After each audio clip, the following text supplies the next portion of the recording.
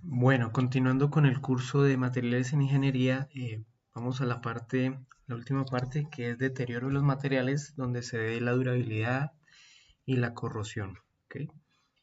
La durabilidad de un material, pues se ve reflejada a veces en la patología, en los deterioros, en los defectos, bueno, ahorita tenemos una nomenclatura, pero en general tiene que ver con el deterioro de los materiales. Los metales, pues principalmente el deterioro es la corrosión, aunque la corrosión es un sinónimo de deterioro, o sea, uno podría decir la corrosión en los cerámicos, la corrosión en los polímeros, pero no es muy usado. Técnicamente sería válido, pero normalmente la corrosión se asocia a los metales y es por la oxidación. ¿Ok?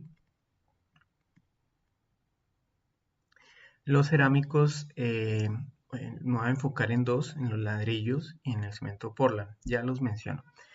Y los polímeros, el deterioro de los polímeros principalmente es por la luz ultravioleta. Y esto es determinante, porque entonces en un futuro una pregunta clave es, ¿el polímero sirve para exteriores o o para interiores? Es la pregunta clave en el tema de polímeros. Pues porque el deterioro lo determina la luz ultravioleta. Cuando se deterioran los polímeros, ustedes han visto que cambian de tonalidad, los blancos se vuelven amarillentos, a veces manchas negras, cafés, y pierden su elasticidad y se vuelven frágiles, pierden su ductilidad y se vuelven frágiles. Eso se debe a que la luz ultravioleta va rompiendo cadenas y rigidiza más el material. Y pues la otra deterioro es biodegradación, pues ya cuando es autogenerada por agentes biológicos, o la oxobiodegradación como lo vimos en la exposición de polímeros biodegradables. Ejemplo, el D2W, que hace agentes de oxígeno, toma el oxígeno y empieza a deteriorar el polímero, sea de origen sintético o natural, pero sobre todo sintético, y la biodegradación de los polímeros biodegradables. Entonces me voy a centrar en los cerámicos, en ladrillos de arcilla. Los ladrillos de arcilla, por el contenido de azufre o de sulfatos que tengan, van a generar eflorescencias. Son manchas blancas, a veces cafés, amarillas, verdes, negras en ocasiones, dependiendo de lo que esté combinado el azufre.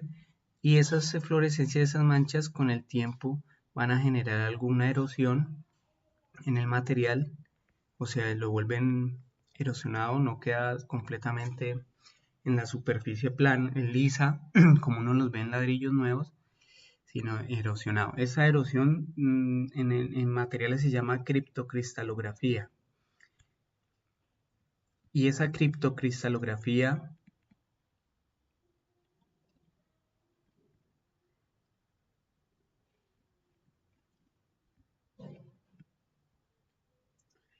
eh, son como agentes microbiológicos que con el azufre empiezan a comerse la arcilla y a erosionar el ladrillo. Uno de los ejemplos, miren ladrillos de hace, o construcciones de hace 30, 50 años, 100 años, y van a ver la superficie del ladrillo erosionada.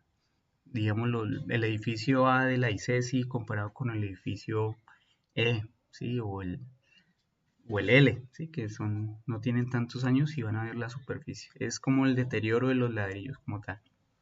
Y pues ahora me voy a centrar en el cemento Portland para cerámicos, que es lo que hemos visto con base en los concretos. Y en resumen, ya no así, se deteriora por los ácidos y las altas temperaturas. ¿Okay? Entonces, como dije, pues para explicar el deterioro de los cerámicos y en especial el cemento Portland, me devuelvo porque los otros cerámicos que vimos, el yeso, la cal, son materiales muy estables frente al medio ambiente, entonces el deterioro es mínimo, son materiales que se pueden recircular y los cerámicos generalmente estamos hablando de materiales de, de estado de mínima energía, gravas, piedras, arenas, feldespatos, casi todos son eh, cristales pues que están en origen natural, entonces el deterioro es muy mínimo, salvo pues como les digo me voy a centrar en el cemento Portland, que es uno de los cerámicos materiales más usados en el mundo y pues se deteriora sensiblemente. Entonces, en la patología, pues son fallas, defectos, enfermedades, ahí pueden ustedes revisar diferentes conceptos. Y pues aquí hay una introducción. ¿Ok? Entonces, sobre todo lo que más importa pues es tener que dure la obra, protegerla, ejecutarla, hacer el mantenimiento respectivo pues cuando estamos hablando de estructuras con concreto. Aquí hay un ejemplo, digamos, para, digámoslo así, esa durabilidad tiene que ser regida por una normatividad. En nuestro caso es muy poca la normatividad que hay, pero el Código Sismo Resistente Colombiano NSR 10 del 2010 pues es como lo que más rige, o las normas NTC. Pero aquí está el código Hammurabi, que es el código de construcción y de otras maneras más antiguo en Mesopotamia, y lo pueden leer, ¿sí? Hay 5 reglas básicas, no las voy a profundizar, pero en resumen decía: si el constructor hace la casa, la vivienda, y se cae una pared o se cae algo y mata al dueño de la vivienda, pues el constructor también debería morir. Y así es de rígida la norma en ese entonces. En ese entonces, pues las normas no son tan rígidas, pero sí, digamos, se ha creado nuevos como áreas de postventa, donde permite que la vivienda no se entregue y ya, hasta ahí quedó, sino que le den 1 año, 3, hasta 10 años, y que le garanticen, porque a veces en 1 año los pisos se levantan, se despega la pintura, aparece una fisura, no sé, y eso lo pueden, pues las constructoras ya tienen un área que se llama de postventa. Aquí hay una terminología: patología, defecto, fallo, anomalía, que son diferencias, a veces se, se combinan o se construyen, pero pues ya digamos, la más crítica es el fallo, cuando ya pierde la capacidad del elemento, ¿sí? Esto es una anomalía, indica algún defecto también. Entonces, la durabilidad como tal en los concretos es la acción de resistir a la intemperie en ataque químico. Entonces, aquí viene una palabra muy importante. Tengan en cuenta la intemperie. ¿Dónde va a ser aplicado? ¿Dónde va a ser construido? No es lo mismo tener cerca eh, al mar, o cerca a la industria, o alto tráfico, o el campo, ¿sí? Son diferentes. Ahí está la normatividad. Toda la durabilidad pues son diferentes acciones mecánicas, físicas, químicas, en fin, pero aquí me voy a centrar sobre todo en materiales, ¿sí? Porque pues la mano de obra, el diseño, todo eso influye, pero la durabilidad tiene que ver también con los materiales. Y pues va a estar relacionado con propiedades tanto químicas como físicas, ¿sí? La humedad, los ácidos, la corrosión. ¿Okay? La durabilidad de las estructuras pues no solo influye en los materiales, sino, como digo, también el diseño y la ejecución. Y aquí hay unos porcentajes aproximados del 28% material. Entonces, muy importante seleccionar los materiales adecuados en función de la durabilidad.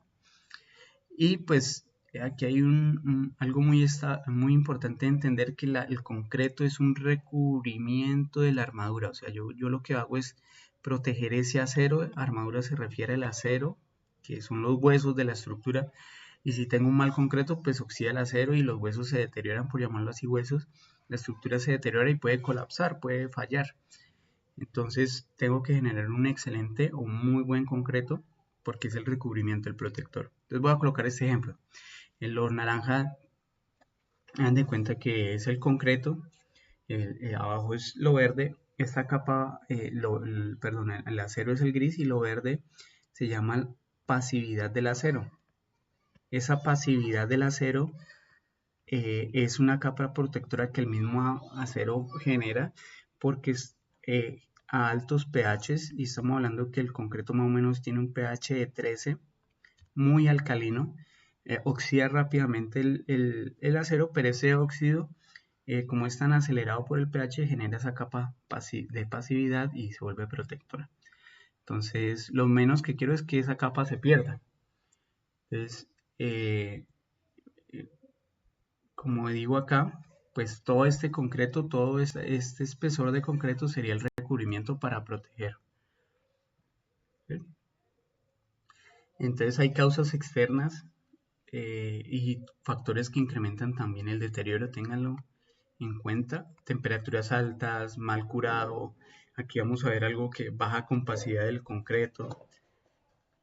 Todo eso afecta en ese deterioro. y, y lo genera. Aquí pues una tabla resumen, sobre todo recuerden cuando se empieza a reaccionar el cemento con agua, genera tubermorita, portlandita y esos aluminatos que se llamaban etringitas. Esta etringita y esta etringita, acuérdense que eh, son expansivos, entonces si se genera más ambientes, pues se expanden, digamos. Uno de los causas, vamos a ver, del cemento que lo deteriora, que es el dióxido de carbono, o sea, el CO2, ambientes con CO2, ambientes con sulfatos, perdón, con sulfatos, ambientes con cloruros, ¿sí? Sobre todo son los tres agentes más peligrosos, digamos, el alcohol lo que hace es que no permita seguir reaccionando el cemento con el agua, porque evita todo el agua, en fin, pero son esos tres básicos, los podríamos resumir, que no quiero que entren en el concreto, que vayan a ser parte de.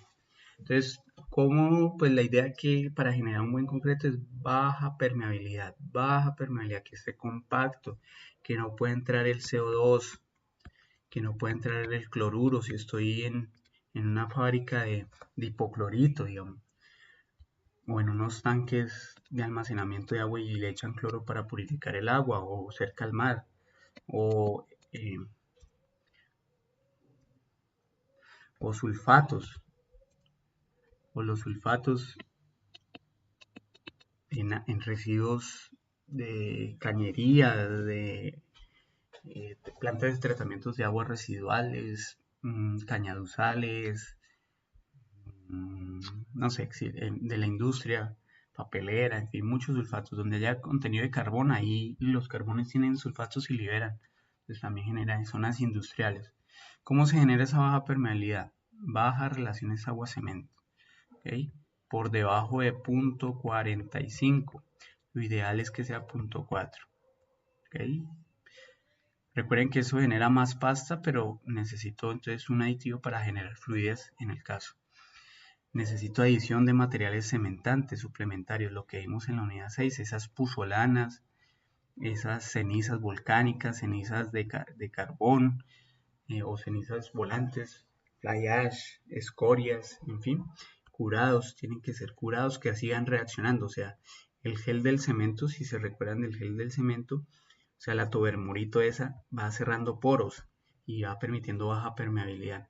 Entonces lo que busco es que haya alta compacidad, baja porosidad y pues y absorción y baja permeabilidad. ¿Okay? Aquí hay digamos como evolución de los días, cómo la porosidad disminuye. Entonces yo busco porque sigue reaccionando el cemento y aquí estamos hablando de una relación agua-cemento 0.5. Si tengo menos, que significa que tengo más pasta, más cemento, pues mejor, voy cerrando más poros. Y aquí hay unos capilares, acuérdense que los conectores de los poros allá adentro. Y entonces esa permeabilidad del agua, pues si yo tengo un material cementito suplementario, digamos ceniza, no tengo nada y tengo el 18%, pues vemos como la profundidad de penetración, ahorita hablo de, o sea, de cuánto penetra este ion cloruro como tal, entonces se baja. De 100 podríamos decir que baja a 50 aproximadamente, 60, entonces una reducción del 45% en promedio. Entonces, es determinante en ocasiones que los cementos tengan estos componentes. Y digamos, el cemento de uso general que hablábamos, pues tiene un 30%, eso favorece, y el estructural de aquí de Colombia tiene aproximadamente un 7 y un 8 y también favorece.